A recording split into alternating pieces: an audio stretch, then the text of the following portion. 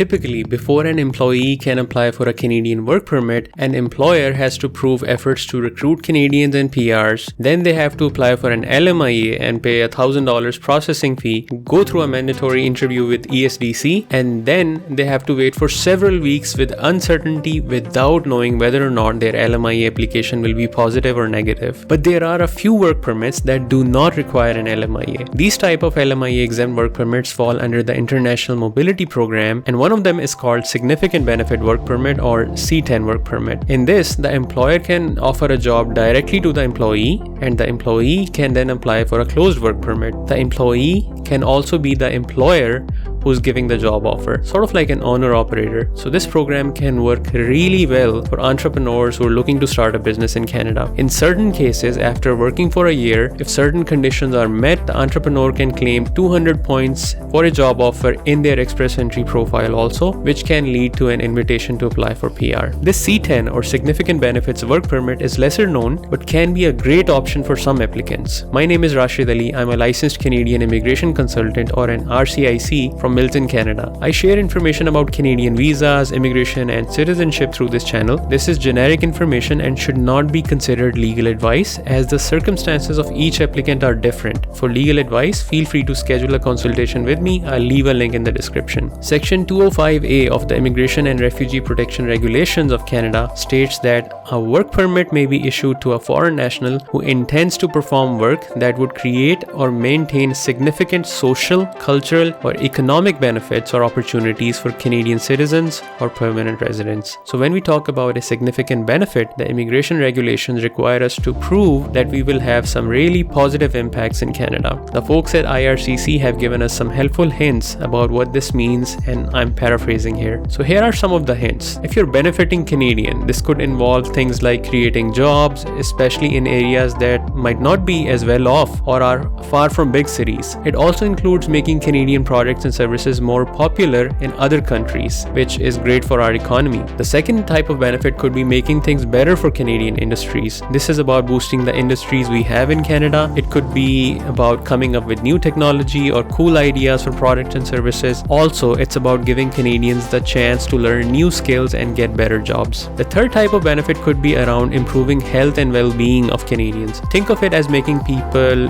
happier and healthier. The scope of this can be all of Canada or just a specific region. It's about improving either physical health or mental health or both. The fourth type is about bringing people together. This one is about making sure everyone gets along and understands each other. It's about getting to know people from different backgrounds and cultures and having more chances to connect with them. IRCC has phrased this as increased tolerance, knowledge, or opportunities to come together with others of similar culture. So these are the kind of things that count as significant benefits according to IRCC. They want newcomers in Canada to bring good things that help the country and its people in different ways. Now let's look at the economic, social, and cultural benefits in a bit more detail. When we're talking about economic benefits, we need to have some very clear proof that the work a foreign national is going to do will really make an economic difference in Canada. This can happen in a few ways. Keeping things stable. The work done by the foreign national should help keep things running smoothly on the employment front. So either new jobs are created or existing jobs are preserved. Bringing business expertise. If the foreign national has a lot of experience and skills in business deals, and these deals would help Canada's economy,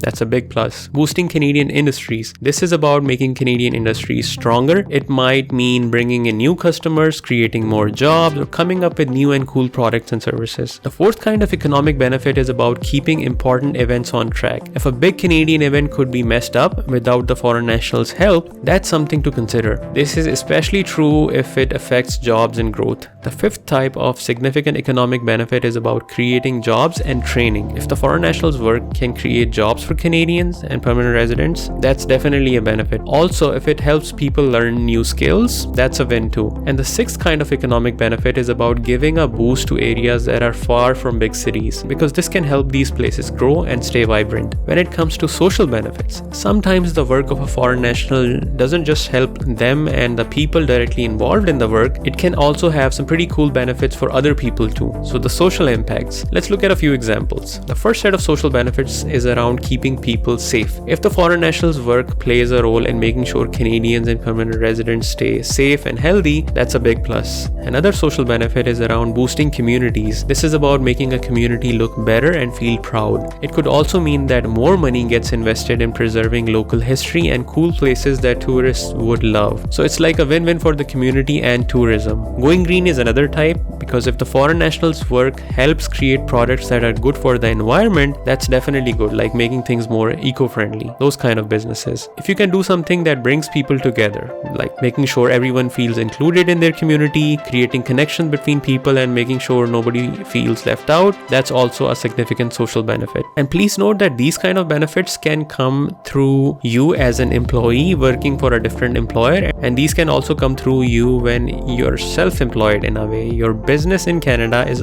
giving you a job offer, and through that job, through that business, you're creating these kind of benefits. So basically, when we talk about significant social benefits, we're looking at how foreign nationals' work can make life better for a bunch of different people who might not even be directly involved in the work itself. It's about spreading the benefits to the wider community. Finally, let's look at the cultural benefits. As per the Canadian framework of cultural statistics, culture is defined as creative, artistic activity and the goods and services produced by it, and the preservation of heritage. Sometimes the work of a foreign national just isn't about the job they're doing, it can actually have some pretty amazing cultural impacts on Canada. So if the applicant has certain traits and experiences in their past, a case can be made that they can be beneficial for Canadian culture once they work here also. So based on what they've done in the past, one can argue that they will also have benefits in the future. Here are some examples. Awards, like if you've received big awards nationally or internationally, or have received patents for your work, that's a really good sign. It shows that you've done something extraordinary. If you're part of an elite group, for example an organization that only lets in best of the best, that's very impressive, and it means that you're excellent at what you do. If you've been on panels to review other people's work, or if you're seen as an authority in your field, that's a strong indicator of your expertise. If you've been recognized by your peers and experts, a government organization, professional associations for your achievements, that's a big deal. Even having your work published in academic or industry publications, it also speaks volumes about you. And if you've added something important to your field, whether that's scientific breakthrough or scholarly insights, that's also a cultural benefit. And if you've led top positions in respected organizations, that's also a great indicator of your reputation and influence. Finally, if you're known for your contributions to arts and culture, that's another way you've enriched the cultural scene. So the applicant doesn't need to prove that they will be providing significant benefit in all three areas, that is social, cultural and economic, but it has to be at least in one of these areas and has to be significant. And it is important to clearly mention this in the application, because the visa officers, they also need to be convinced, because they are also required to provide